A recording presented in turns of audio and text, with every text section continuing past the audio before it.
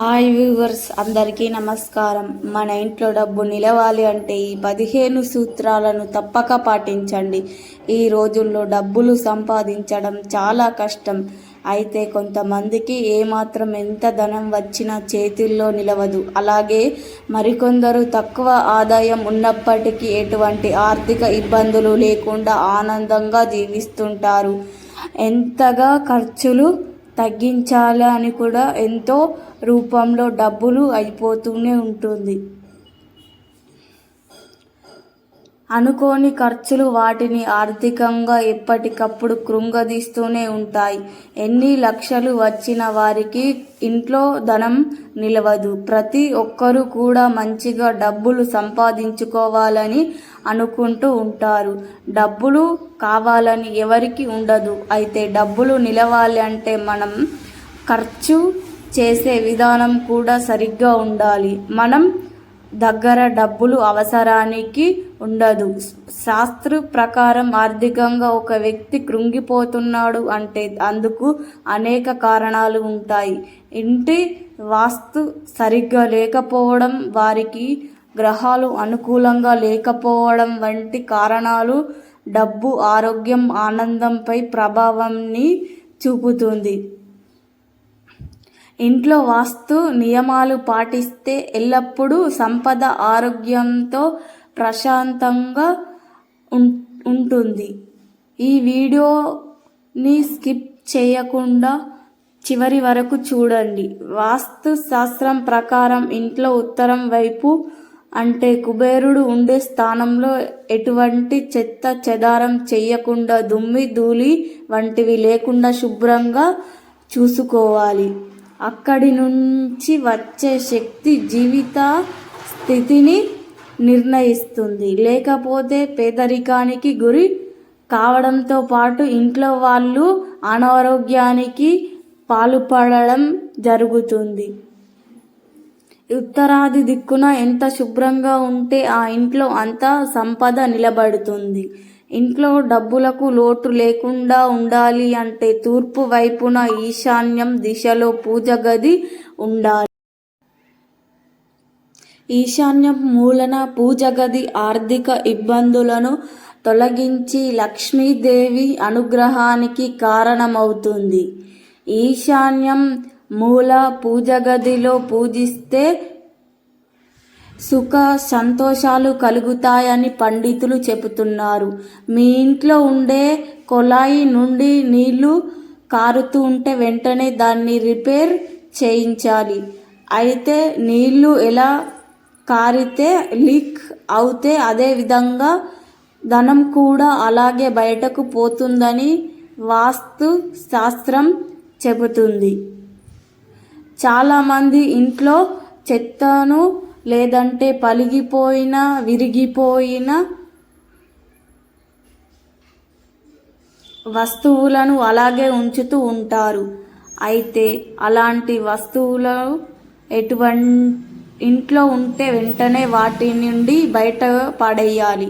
ఇంట్లో బెడ్రూమ్ దగ్గర ఇనుప వస్తువులను కానీ కడ్డీలను కానీ ఉంచడం వల్ల మంచి లాభం కలుగుతుంది. బెడ్రూమ్ ఎంట్రెన్స్ ఎదురుగా గోడలు ఎడమవైపు ఇనప కడ్డీలు లేదా ఇనప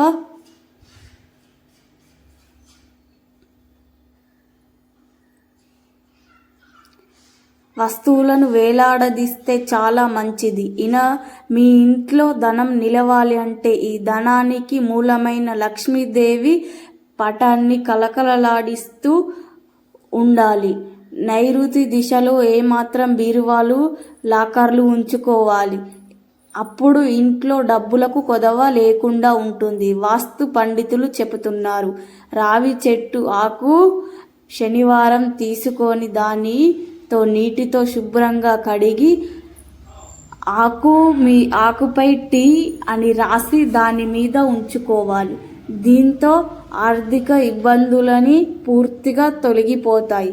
కోడిగుడ్డు ఆకారంలో ఉండే తెల్లటి వైట్ స్టోన్ని ఉంచుకుంటే, అంతేకాకుండా ఈ మొక్క యొక్క దేవునికి ఎంతో ప్రతీకారమైనది. దీంతో ఇంట్లో నాటడం వల్ల ఆర్థిక స్థితి నిలబడుతుంది.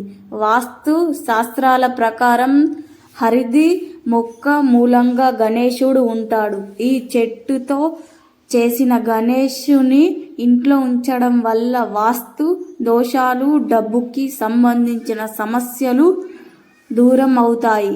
ప్రతి శుక్రవారం చూసుకోవాలి. ఇలా చేస్తే ఆర్థిక సమస్యలు పోతాయి. విష్ణు అవతారంగా భావించి సామాగ్రిని ఇంట్లో ఉంచుకోవడం చాలా శుభంగా భావిస్తారు. పురాణాల ప్రకారం సామాగ్రి కారణం తప్పకుండా పూజిస్తే ఇంట్లో వాస్తు దోషం ఉండదు. ఇలా చేయడం వల్ల మీ ఇంట్లో ఎప్పుడు డబ్బులు నిలుస్తాయి. అలాగే మీరు ఇంట్లో ధనానికి కొదవ ఉండదు. ఇంట్లో కుబేర యంత్రాన్ని పెట్టినట్లయితే ఆర్థిక పరిస్థితి మెరుగుపడుతుంది.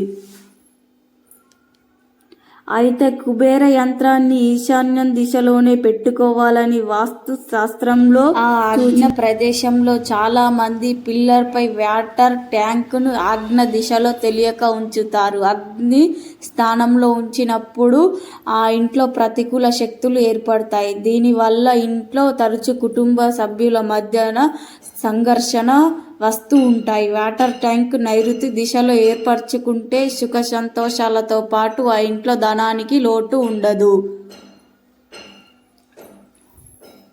దీంతో ఆర్థిక ఇబ్బందులు పూర్తిగా పోయి తెల్లటి ఆకారంలో ఉండే వైట్ స్టోన్ని ఉంచుకోవాలి. అది పాజిటివ్ శక్తిని ఇస్తుంది. అలాగే వారికి ప్రశాంతత కూడా కలుగుతుంది. ఈ శ్రీ యంత్రాన్ని ఎప్పుడు దగ్గర పెట్టుకుంటే అంత మంచి జరుగుతుంది. డబ్బు పరంగా అన్ని సమస్యలు తొలగిపోతాయి. ఇంటికి ఎదురుగా ఎప్పుడు చెప్పులు విప్పకూడదు. ఇట్లా చేయడం వలన లక్ష్మీదేవి ఇంటికి రాదని వాస్తు శాస్త్ర పండితులు చెబుతున్నారు.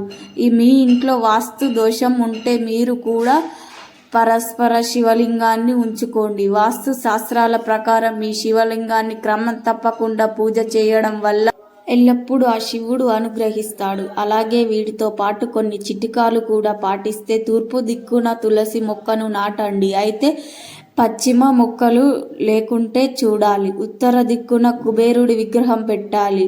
వ్యాజ్ఞానంలో జత తెల్ల గుర్రాన్ని బొమ్మలు పెట్టవచ్చు.